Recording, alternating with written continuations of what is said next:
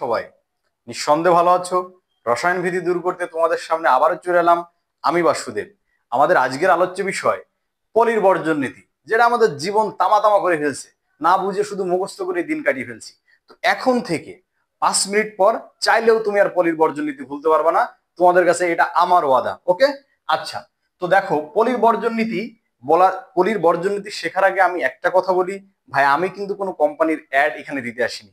আমি এখানে একটা স্পেসিফিক ফোন কোম্পানির নাম ইউজ করব, সেটা আমার পড়ানোর সুবিধার্থে, ওকে? তো পলির বর্জন নীতি পড়ার আগে আমাদের একটা জিনিস মাথায় রাখতে হবে, কি আমরা তো প্রত্যেকেই বিভিন্ন প্রকার সিম ইউজ করি, লাইক জিপি, রবি, বাংলালিংক। তো আমাদের ক্ষেত্রে বাংলালিংক সিমটা কাজে লাগবে। বাংলালিংক সিম কিভাবে কাজে লাগবে আমরা প্রত্যেকেই জানি। বিভিন্ন সিমের ব্যালেন্স চেক করতে হয়, তো আমরা বাংলালিংকের তো ব্যালেন্স চেক করি। তো বাংলালিংকের ব্যালেন্স আমরা কিভাবে চেক করি? দেখো, *124#, এটা হচ্ছে বাংলালিংকের ব্যালেন্স চেক। তো যখনই তোমার পলির বর্জন নীতির কথা মাথায় আসবে, তুমি চট করে মনে রাখবা পলির বর্জন নীতি মানে কি, বাংলালিংকের ব্যালেন্স চেক, ওকে?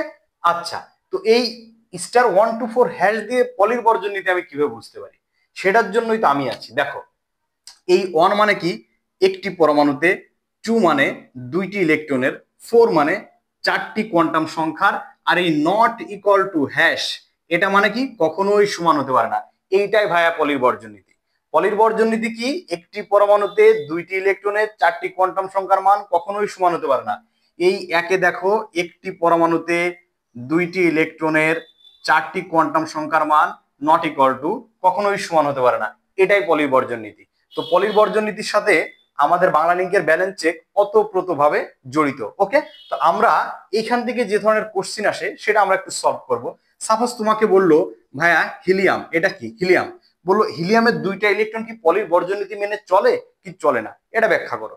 তো আমরা হিলিয়ামের ইলেকট্রন কয়টা, দুইটা, এর ইলেকট্রন বিন্যাস করি 1s1। আমরা পরবর্তী ভিডিওতে স্পেসিফিকলি আউটবাউ নীতি, হুন্ডের নীতি, কোয়ান্টাম সংখ্যা সবই শিখবো ধীরে ধীরে। আচ্ছা, তো দেখো এখানে পলির বর্জন নীতি অনুসারে আমরা কি লক্ষ্য করতে পারতেছি, যে হিলিয়ামের কয়টা ইলেকট্রন আছে, দুইটা, সে দুইটা কোথায় যাবে, 1s2 তে যাবে। তো হুন্ডের নীতি অনুসারে একটি অরবিটালে সর্বোচ্চ কয়টা ইলেকট্রন থাকতে পারে, দুইটা, এবং একটা খাড়া উপরের দিকে আর একটা খাড়া নিচের দিকে। তো কোয়ান্টাম সংখ্যা যখন শিখাবো তখন বিস্তারিত শিখাবো। যে ইলেকট্রন খাড়া উপরের দিকে তার জন্য এস এর মান হচ্ছে +½ এবং যেটা খাড়া নিচের দিকে তার জন্য এস এর মান কত বলো ভাইয়া, -½ এতটুকু তো আমি বুঝে গেছি, ওকে?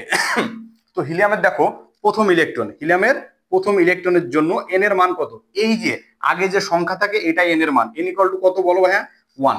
এন ইকুয়াল টু যদি 1 হয় তাহলে এল এর মান কত, এল সমান 0 সহ n-1 পর্যন্ত, 0 সহ n-1 পর্যন্ত। তো এন এর মানে যদি 1 হয় তাহলে এল এর মান কত হবে, এখানে 1 বসালে কত হচ্ছে, 1 1 কাটাকাটি করে কত হলো বলো তো, 0। তার মানে কি এল এর মানও কত বলো, এল এর মানও 0, ওকে? এখন এম এর মান আমার কাজে লাগবে। এম ইকুয়াল টু কত লিখতে পারি আমরা বলো, এম ইকুয়াল টু 0 সহ +-l পর্যন্ত, 0 সহ +-l পর্যন্ত। তো এল এর মান যখন 0 হচ্ছে, এম এর মানও তো আলটিমেটলি কত হবে, এম ইকুয়াল টু কত হয়ে যাবে বলো, 0। তো সেক্ষেত্রে এম ইকুয়াল টু কত হয়ে গেল বলো ভাই, 0। এখন আসো এস এর মান। পলির বর্জন নীতি, হুন্ডের নীতি অনুসারে এখানে ইলেকট্রন আছে কয়টা, দুইটা না, একটা খাড়া উপরের দিকে একটা খাড়া নিচের দিকে। তা এইটা যদি প্রথম ইলেকট্রন হয়, এটা যদি প্রথম ইলেকট্রন হয়, এইটা যদি দ্বিতীয় ইলেকট্রন হয়, সেক্ষেত্রে এইটা কোন দিকে, খাড়া উপরের দিকে না, এই জন্য এস এর মান কত হবে, +½ এবার তুমি লক্ষ্য করো দ্বিতীয় ইলেকট্রনের জন্য E2 সব তো সেম। এন ইকুয়াল টু কত বলো ভাইয়া, 1। এল ইকুয়াল টু কত, 0। এম ইকুয়াল টু কত, 0। জাস্ট এস এর মান কত, এস এর মান হচ্ছে এটা খাড়া নিচের দিকে, এই জন্য এস এর মান কত হচ্ছে বলো এখানে, -½ তো পলির বর্জন নীতি কি বলছে, *124# অর্থাৎ বাংলালিংকের ব্যালেন্স চেক। সেক্ষেত্রে আমরা কি বলতে পারি, একটি পরমাণুতে, এই হিলিয়াম একটি পরমাণুতে দুইটি ইলেকট্রনের জন্য, হিলিয়ামের দুইটা ইলেকট্রন আছে, এই দেখো E1 এবং E2, দুইটি ইলেকট্রনের জন্য 4টি কোয়ান্টাম সংখ্যার মান, এই 4টা কোয়ান্টাম সংখ্যার মান নট ইকুয়াল টু, কখনোই সমান হতে পারে না। এই কন্ডিশন যদি স্যাটিসফাই করে তাহলে সেটা পলির বর্জন নীতি মেনে চলবে, আর না হলে পলির বর্জন নীতি মেনে চলবে না। আচ্ছা, তো আমরা দেখি কি, দেখো তো প্রথম ইলেকট্রনের এন এর মান কত, 1, এরও এন এর মান কত, 1, এরও 0, এরও 0, এম এরও 0, এম এরও 0। এখন আসো এই যে এস এর মান এখানে +½ এখানে এস এর মান কত, -½ যেহেতু হিলিয়ামের দুইটি ইলেকট্রনের জন্য 4টি কোয়ান্টাম সংখ্যার মান চারটি কোয়ান্টাম সংখ্যার মান অবশ্যই সমান না, কারণ তিনটি কোয়ান্টাম সংখ্যার মান সমান হলেও শেষ স্পিন কোয়ান্টাম সংখ্যার মান ভিন্ন। সুতরাং হিলিয়ামের প্রথম এবং দ্বিতীয় ইলেকট্রন অর্থাৎ হিলিয়ামের ইলেকট্রন বিন্যাস পলির বর্জন নীতি মেনে চলে। বুঝাতে পারছি?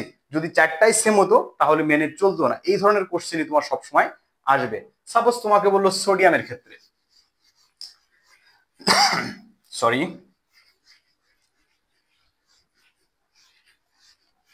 এখান থেকে তোমাকে বললো সোডিয়ামের ক্ষেত্রে, এই সোডিয়াম 11 বললো সোডিয়ামের 9 ও 10তম ইলেকট্রন কি পলির বর্জন নীতি মেনে চলে কি চলে না ব্যাখ্যা করো। তো আমরা সোডিয়ামের ইলেকট্রন বিন্যাস করি। সোডিয়ামের ইলেকট্রন বিন্যাস ক্ষেত্রে কি লক্ষ্য করি? 1s2 2s2 2p6 3s1। ভাই এইখানে দেখো আমার লাগবে কত? 9 আর 10তম ইলেকট্রন, তা এই পর্যন্ত চলে গেছে 4। এর মধ্যে তো 9 10 থাকার কোনো সম্ভাবনা নাই, আছে? নাই। কোথায় আছে? এই যে এইখানে আছে। তো পি এর জন্য পি কে কয় ভাগে ভাঙা যায়? 3 ভাগে ভাঙা যায়। আমরা কিভাবে বুঝবো? পি এর জন্য এল এর মান কত? 1। এল সমান 1 হলে এম এর মান কত? -1 0 +1। আচ্ছা ওকে, তো পি কে কত ভাগে ভাঙা যাচ্ছে? 3 ভাগে। ভাইয়া এই যে পি অরবিটালকে কয় ভাগে ভাঙলাম? 3 ভাগে। এখন এটা যদি সংখ্যা রেখা চিন্তা করি তাহলে এই বাম পাশে কোনটা? এটা না? এটার জন্য কত? -1। দেখো মধ্যখানে 0, এখানে কত? +1। অর্থাৎ এই টুকের মধ্যে যতগুলো ইলেকট্রন থাকবে তাদের প্রত্যেকের জন্য এম এর মান কত হবে? -1। এই টুকের মধ্যে যতগুলো থাকবে তার জন্য কত হবে? 0। আর এর মধ্যে যা থাকবে তার জন্য কত হবে? +1। তো আমরা হুন্ডের নীতি অনুসারে কাজ কি? এক একটা করে ইলেকট্রন প্রত্যেকটা অরবিটালে দিয়ে দাও, যদি বেঁচে থাকে পরবর্তী দেশে আবার দিব। ঠিক আছে? এই যে একটা এক এইটা কততম ইলেকট্রন? এটা হলো 1 নাম্বার, এটা 2 নাম্বার, এটা 3 নাম্বার ইলেকট্রন। এইবার যেটা আসতেছে এটা 4 নাম্বার 5। হ্যাঁ এই 6টার মধ্যে, আচ্ছা না সরি আমার একটু ভুল হয়েছে, এখানে তো 4 নাম্বার চলে গেল। এইটা হচ্ছে 5 নাম্বার, 6 নাম্বার, 7 নাম্বার, 8 9 10। অর্থাৎ এটা হচ্ছে কয় নাম্বার?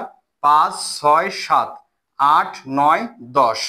এটা হচ্ছে 9 নাম্বার আর এটা হচ্ছে 10 নাম্বার ইলেকট্রন। এখন এই দুইটা ইলেকট্রনের জন্য আমার 4টা কোয়ান্টাম সংখ্যার মান বের করতে হবে। এটা কত? 2p তে আছে, তাই তো? আচ্ছা, তো প্রথমে যা থাকবে সেটা n এর মান। দেখো 9তম ইলেকট্রনের জন্য n = কত বলো ভাই? 2। n = 2 হলে l = কত? 0 1। কিন্তু l = যদি 0 হয় তার জন্য s, আর p এর জন্য কত? 1। আচ্ছা যেহেতু 2p এর কথা বলছে সেজন্য এখানে l এর মান কত হয়ে যাবে? 1। আচ্ছা m এর মান কত হয়ে যাবে? এই যে একটু আগে বললাম এটা কার মধ্যে বলছে? 9তম ইলেকট্রন। না 9তম ইলেকট্রন কোথায় আছে? দেখো তো, এটা 9তম ইলেকট্রন, তাহলে 9তম ইলেকট্রন এখানে আছে না? এর জন্য m এর মান কত বলো? m এর মান হচ্ছে 0। আর s এর মান কত হবে? খাড়া নিচের দিকে, এর জন্য -1/2। আচ্ছা 10তম ইলেকট্রনের জন্য আমরা চিন্তা করি। 10th electron, n = 2, l = 1, m = 10তম ইলেকট্রন কোথায় আছে? এখানে। m এর মান কত? +1। s এর মান কত হয়ে যাচ্ছে? এটাও খাড়া নিচের দিকে, -1/2। আচ্ছা তো দেখো তো আমরা এই দুইটা ইলেকট্রনের ক্ষেত্রে দেখো প্রধান কোয়ান্টাম সংখ্যা n এর মান সমান, l এর মানও সমান, m এর মান এখান থেকে আলাদা, s এর মানও সেম। সুতরাং আমরা জানি কি পলির বর্জন নীতি অনুসারে বাংলা লিংকের ব্যালেন্স চেক অর্থাৎ *124# একটি পরমাণুতে, একটি পরমাণু কোনটা? সোডিয়াম, 2টি ইলেকট্রনের জন্য এই যে 9তম 10তম ইলেকট্রনের জন্য 4টি কোয়ান্টাম সংখ্যার মান কখনোই সমান হতে পারে না। যেহেতু এর প্রধান কোয়ান্টাম সংখ্যার মান সমান, সহকারী কোয়ান্টাম সংখ্যার মান সমান, স্পিন কোয়ান্টাম সংখ্যার মান সমান, কিন্তু কিন্তু ম্যাগনেটিক কোয়ান্টাম সংখ্যা m এর মান অবশ্যই আলাদা, যেহেতু সমান নয়। সুতরাং সোডিয়ামের ইলেকট্রন বিন্যাসে 9তম এবং 10তম ইলেকট্রন পলির বর্জন নীতি মেনে চলে। এটাই আমাদের সিকিউতে এসে থাকে। আমার মনে হয় আজকের ক্লাসটা তোমরা বুঝতে পেরেছো। যদি আমার ক্লাসটা করে এতটুকু উপকৃত হয়ে থাকো তো অবশ্যই আমার চ্যানেলটি সাবস্ক্রাইব করে দাও এবং শেয়ার করে দিয়ে অন্য বন্ধুকে দেখার সুযোগ করে দাও। তোমাদের প্রত্যেকের জন্য শুভকামনা রইল। দেখা হবে পরবর্তী কোনো ক্লাসে রসায়ন ভীতি দূর করার জন্য। ধন্যবাদ সকলকে।